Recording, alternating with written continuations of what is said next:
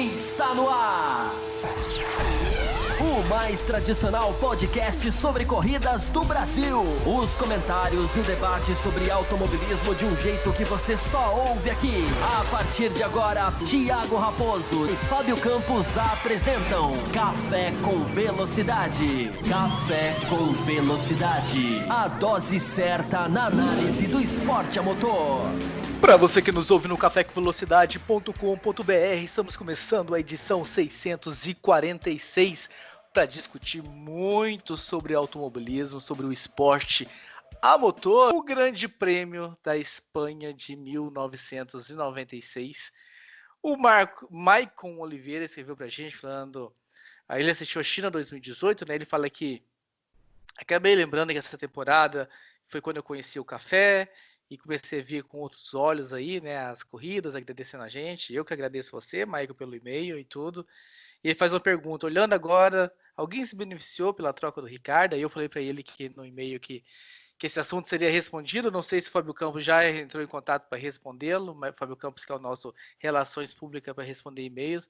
Mas aqui fica registrado por Maicon o agradecimento pelo e-mail e falando que nós estamos tomando essa nova postura agora, né, de pegar a corrida da quarta-feira, a corrida do sábado, fazer uma votação entre a gente para ver qual corrida é mais interessante. Como aconteceu um empate essa semana, nós levamos a votação para o grupo de apoiadores que acabou aí escolhendo, mas para você ficar ligado qual foi a corrida escolhida da segunda-feira, fiquem de olho, né, no Twitter, no Instagram, no Facebook, que a gente está divulgando aí, antecipando qual é a prova que vai ser disputada. E o André Almeida também falou que, né, novamente trago à tona mais uma escolha de corrida muito recente para ser reprisada. Então, um dos motivos aí, André, de que até a Espanha foi escolhida foi fugir das corridas recentes. China 2018 realmente parece não ter agradado a maioria. Só uma explicação, né, Raposo? Como a Fórmula 1 não está deletando as corridas mais rapidamente, como fez, por exemplo, com o Grande Prêmio do Brasil de 2016, a gente tem a liberdade de escolher qual a gente vai falar aqui. Então fique ligado nas nossas redes sociais. E quem é apoiador, volta e meia vai escolher, como fizeram esse final de semana, escolher a corrida que escolheram, a de quarta-feira. Portanto, a gente bate esse martelo sempre no comecinho do final de semana para dar tempo de quem quiser assistir, né, Raposo? Então, a gente vai operar dessa maneira, já que a Fórmula 1 mudou um pouquinho e está deixando as corridas ficarem nos canais dela, o que nos dá a liberdade e o ouvinte ter a liberdade de assistir as corridas. E quando a gente fala de corridas do passado, a gente já começa perguntando: Will Bueno, o que é que só você Quantas viu? anotações, não é? O que é que você viu? Eu quero saber quantas anotações. Isso aqui é o meu grande interesse. 5, 6, 7, 8. Nós foi 10 só 10. Eu queria fotos dessas anotações no grupo dos apoiadores, toda semana, viu? Sobre a corrida, né, da Espanha, assim, não foi uma corrida com grandes emoções, mas eu queria pontuar algumas coisas assim que eu acho interessante. Primeiro, eu acho que assim, o principal da corrida foi a atuação do Michael Schumacher, né? Inclusive o narrador chegou a chamar ele de gênio no determinado momento ali, que ele estava virando 4 segundos mais rápido, né, do que qualquer outro piloto na pista. Inclusive, a volta mais rápida dele foi 1:45.517. A segunda volta mais rápida foi, inclusive, do Barrichello, foi 2,2 segundos mais lento. Então, eu fico pensando aqui como é que tem pessoas que ainda questionam, né, o talento do Michael Schumacher. Claro que não é só essa corrida que define o talento dele, mas essa corrida é um exemplo, né, da sua habilidade na chuva, da sua habilidade como piloto, e enfim, e de ser todo. Não é à toa que ele é heptacampeão do mundo. Podem questionar se teve mais adversários, menos adversários, mas fato é que ele é um grande piloto, e essa é uma das grandes atuações dele, vencendo ali, passeando, né, no circuito da Catalunha. E ali, né, começou, não sei se vocês se deram conta, mas ali começou uma tradição, uma coisa que fica impregnada no nosso cérebro, que é o quê? O hino alemão seguido do italiano. Isso a gente ouve em jogo de futebol. Eu escuto o hino da Alemanha e falo, cadê o da Itália? Porque, né, já fica impregnado na nossa cabeça de tantas vezes que isso aconteceu, né? E para passar a palavra para os nossos companheiros, eu queria um detalhe aqui, né? Por favor, fale mais uma anotação, por favor. Não, eu queria fazer uma pergunta aqui para o Matheus. O Matheus que é mais novo. O Matheus que é mais novo.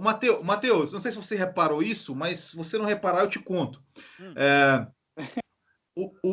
Os carros das Williams, eles tinham um detalhe, que era o carro do Damon Hill, que tinha uma parte vermelha pintada no bico. Você sabe por que o carro dele tinha essa parte vermelha pintada no bico e o do Villeneuve não? Olha, essa é uma boa pergunta. Eu não sou esse ninguém repara em nada detalhista, não. Ninguém repara em nada. Eu não sou detalhista assim, não. O que eu reparei do Rio é que toda vez que a câmera ia para ele rodava, mas não tinha. Não reparei na questão do pico do carro, não. Eu gostaria da explicação, por gentileza. Não é muito difícil. É que assim, naquela época, naqueles velhos tempos, onde a gente identificava o piloto pela pintura do seu capacete, né, que hoje não existe mais. E naquela época também que né, os cockpits ficaram mais fechados nas laterais, então era mais difícil de acompanhar os capacetes, e eles usavam esse recurso de pintar o bico de companheiros de equipe que tinham os capacetes parecidos. A Benetton começou em 94 com o Schumacher. Apesar de que o capacete do Rio não tem absolutamente nada a ver com o capacete do Villeneuve, né? A não ser o azul em cima, né? Mas, né, enfim, achavam mas era só para realmente ajudar na diferenciação entre os pilotos dos carros, né? Assim, o carro do Rio com o bico vermelho, o carro do Villeneuve sem o bico vermelho. Assim como em 94 a Benetton do Schumacher tinha o bico vermelho, a Benetton do Verstappen não tinha o bico vermelho. Mas nem todas usavam isso. A Prost do Panis e do Diniz era o protetor de cabeça que era amarelo do Pedro Paulo Diniz. Sim, você reparou isso? Exato. Sim, você repara alguma coisa, né? Porque os outros dois não reparam absolutamente nada. Não, eu não reparo, mas eu achei interessante porque dá para aplicar isso hoje em dia. Dá para pintar, por exemplo, o halo de cada piloto diferente. Mas já é aplicado. Hoje já tem as câmeras em cima do carro lá, que já é dessa forma. Um diferencial. Não, mas eu digo assim, o halo por si só, ele não é pintado diferente. Não, mas por exemplo, tem a câmera em cima do carro. Não, mas pro cara que tá ali na arquibancada, às vezes é mais interessante. Sim. É mais interessante, por exemplo, o Leclerc ter o halo vermelho e o Vettel preto, por exemplo. Só um exemplo, né? Eu acho que fica até uma ideia aí para, né, o pessoal aí da Fórmula 1 que está nos ouvindo agora botar. Eles nos ouvem porque os assuntos que a gente discute aqui no café viram manchete para ele no site deles ali. Podem reparar. Grazi Borek sempre coloca isso lá no grupo de WhatsApp dos apoiadores. Significa que estamos indo sempre num caminho muito bom, né? Sempre num caminho muito interessante das pautas. Então, quem sabe não aparece aí que eles vão pintar o halo de cada piloto diferente aí para identificar. Com a ideia. Mas as câmeras em cima do carro já é muito bem vista nos autódromos. Não seria bem-vindo também o halo, não teria problema. Fábio Campos, o começo da corrida foi agradável, não foi não? O pessoal falando que foi uma corrida meio chata, longa. Tá, depois que o Schumacher passa todo mundo e vai embora, perde realmente um brilho. Mas ali, as, sei lá, 15 primeiras voltas, 20 primeiras voltas, é um início muito interessante de corrida, a meu ver. O senhor exagerou. 4 voltas eu posso dizer que ele passa. Uma nem é mostrada. Aliás, é absurda como as transmissões dessa época só mostravam os líderes. As transmissões de hoje são horrorosas, mas elas eram piores. As transmissões de hoje conseguiram perder a última corrida da existência da Fórmula 1 até o momento, Abu Dhabi, perderam a última volta, o Sainz ganhando o 6º lugar no Campeonato Mundial de pilotos, 6º ou 7º, enfim, o Pérez fazendo na última volta também uma ultrapassagem, perderam tudo.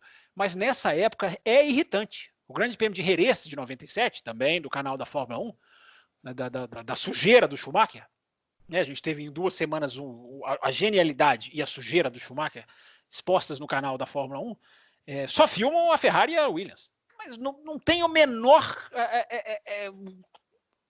lapso de filmar o resto do pelotão.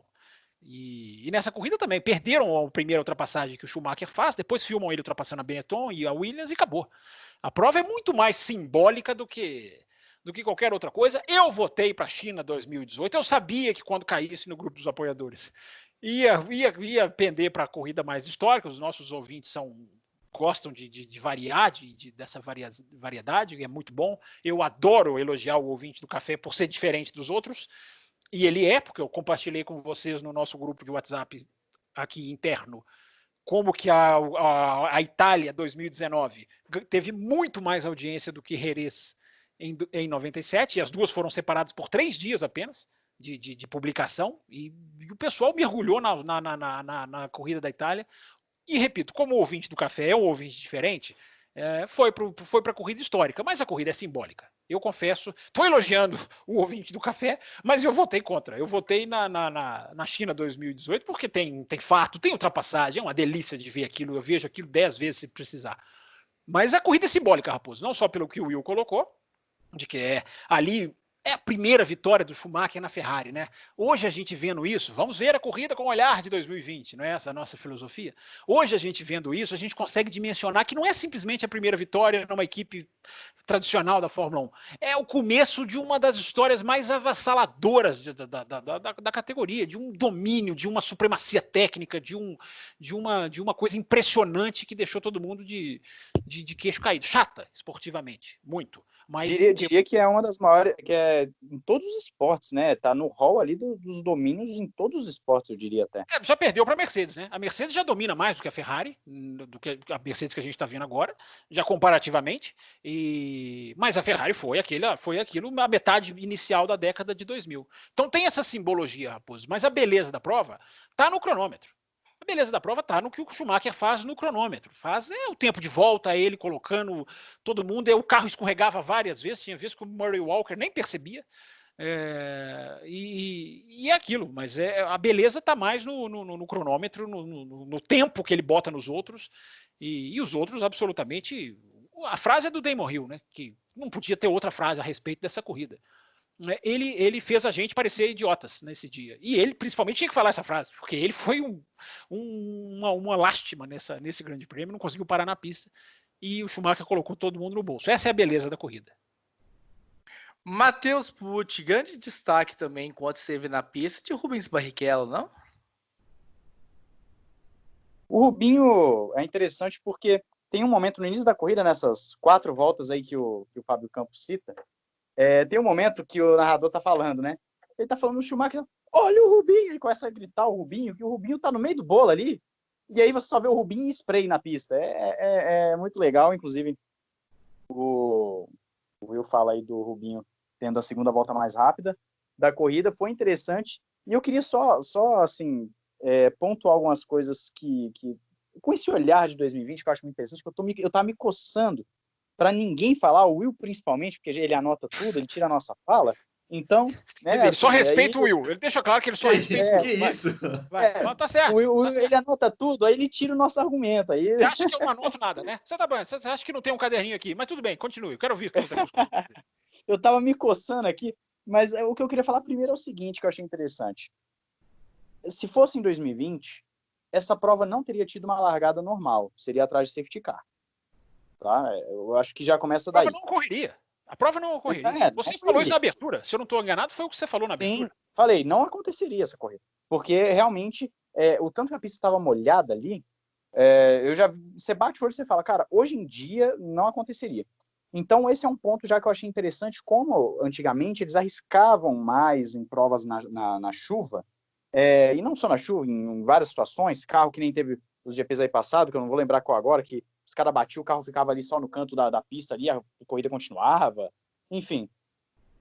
Isso me chamou a atenção. Outro ponto que me chama muita atenção nessa prova, falando de Schumacher, o tanto que ele consegue pegar a linha de fora, o que seria a linha de fora do normal da pista, e ele dá um show. Tem uma como o Verstappen fez no Brasil, né? A semelhança é incrível. Exatamente.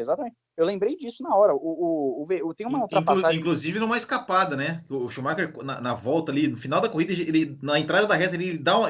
tipo o Verstappen no Brasil, deu aquela escapada, falou, agora vai. E trouxe de volta e segurou. Exatamente. Tem uma ultrapassagem que ele faz, se não me engano, é no Irvine, pela segunda posição, se não me falha a memória, no início da corrida ali, que ele vai por fora de um jeito que parece que o Irvine tá a 150 e ele tá a 230. Não faz sentido a ultrapassagem. Ele vai por fora, você fala, cara, se ele for por fora ali, ele vai sair para a brita. Não tem como. E ele não vai, ele faz a ultrapassagem e vai embora. É uma coisa impressionante, realmente, o Schumacher é uma corridaça, e eu fiquei de cara com a facilidade dele na chuva. Eu que peguei ali, né, 2006, então, para cá, então eu não tive muita oportunidade de ver esse lado do Schumacher. Talvez a corrida mais emblemática que eu tenha do Schumacher na minha cabeça seja de Mônaco, que eu não vou nem lembrar o ano, para ser sincero. Não sei se é 2010. Você não esqueça a última vitória dele na chuva em 2006 na China. Mas aí eu não vou lembrar. Eu sei que a última corrida que eu vi dele, assim, que eu fiquei impressionado com a capacidade dele, foi já na Mercedes, em que ele faz uma ultrapassagem em Mônaco, no hairpin, que é assim, 1 em 1 milhão faz aquela ultrapassagem do jeito que ele fez. Ele passa limpo, sem tocar no cara, sem tocar em muro, sem tocar em nada. Ele simplesmente bota o carro, faz a ultrapassagem no meio do hairpin ali e pronto. Eu fiquei impressionado com aquilo. Mas, enfim, eu tinha falado também do Damon Hill, né? Um pouco antes aí, que o Damon Hill, eu fiquei impressionado com a incapacidade dele de correr na chuva, pelo menos nesse grande prêmio. Não sei se ele era assim nas corridas anteriores. Ganhou Spa em 98, né? Depois, né? Com ordem de equipe. Com ordem de equipe, mas ganhou. Eu fiquei um tanto quanto impressionado, porque a câmera ia pra ele, rodou. Aí vai pra ele, rodou. Aí vai pra ele, rodou. Aí, enfim, né? Até que uma hora que ele abandona. Mas, no geral, a corrida eu também não achei, como eu posso dizer, não é fantástica no sentido de uma corrida de que toda hora está acontecendo alguma coisa. Quanto às câmeras, mais uma vez, olhar de 2020. Hoje é ruim, mas ainda assim eu acredito que é melhor do que antes. E pegando o gancho do que o Fábio Campos falou, eu ainda vejo o seguinte, eles tinham um sério problema de dar zoom no carro em hora que não precisava. Eles aproximavam ali, por exemplo, o Schumacher está fazendo uma curva, eles aproximavam quase dentro do capacete do Schumacher e você não via o que estava acontecendo ali ao redor dele. Estava rolando uma ultrapassagem, você não via, porque estava um close no carro, você não viu o que estava acontecendo na pista. Então, esses detalhes assim que a gente acaba pegando de transmissão é interessante, porque estou acostumado com o jeito mais moderno, e aí quando olho essas câmeras mais antigas me chama a atenção.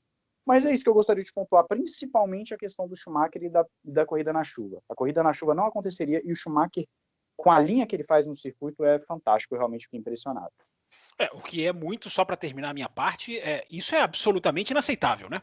O esporte, 25 anos à frente, andou para trás.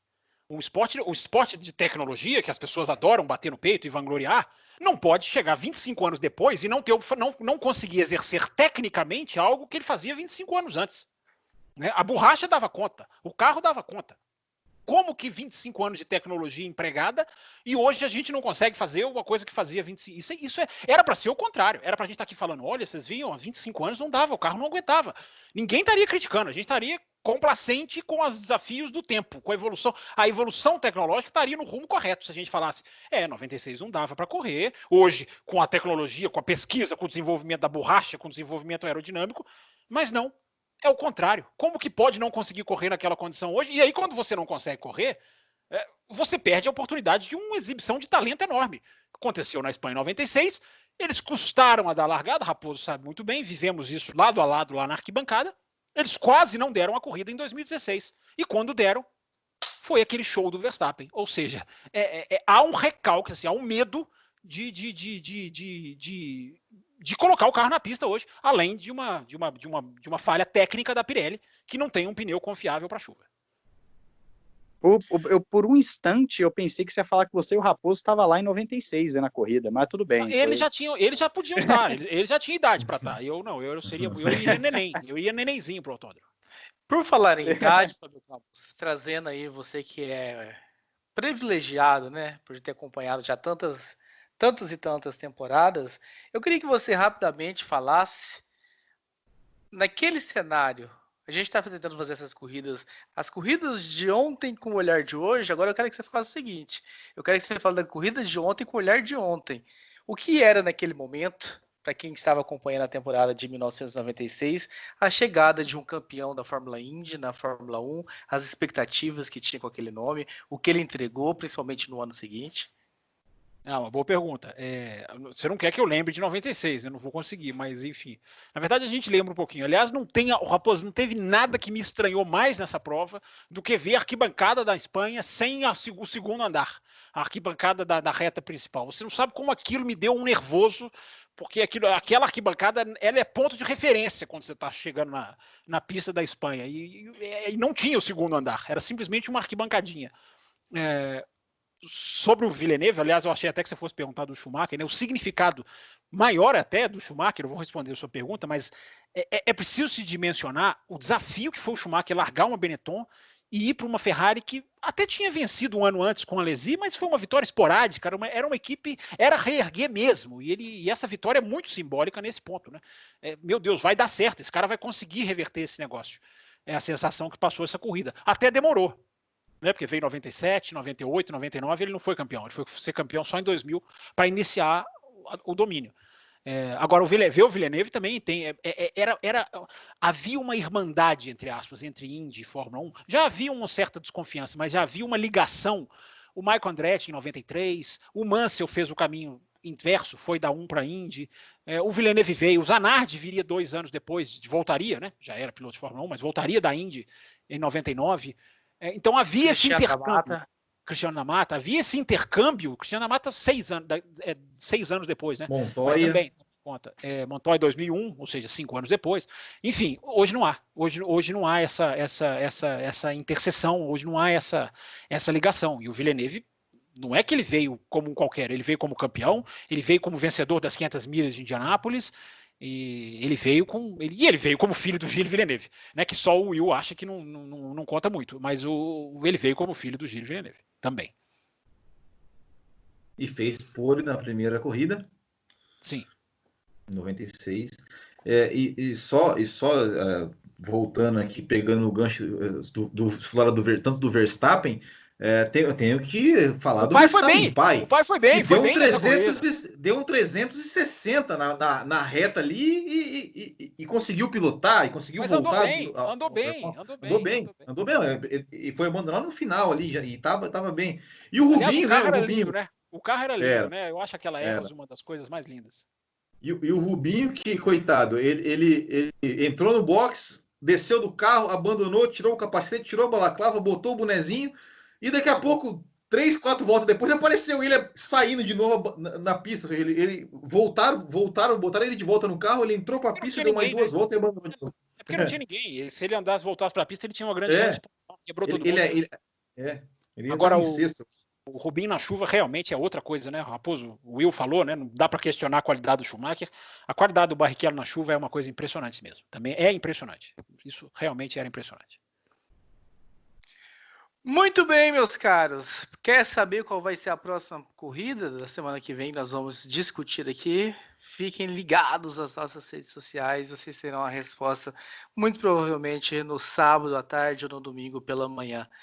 E assim eu vou sugerir nos bastidores que os apoiadores escolham de novo. Se não vier votação no grupo dos apoiadores, a culpa é dos 3. Ok? E tenho dito. Para mim já coloca direto, inclusive. Para mim também. Grupo dos apoiadores. O pessoal vai tirando da reta, assim. Vai tirando da reta. Sempre lembrando, essas corridas são definidas quase que na véspera, tá, gente? A Fórmula 1 quase que define na véspera. A corrida clássica, a Fórmula 1 coloca uma votação um dia antes no site dela. Mas, enfim, vão ao ar na quarta e no sábado com a definição de qual corrida praticamente na véspera, só para os ouvintes ficarem atentos.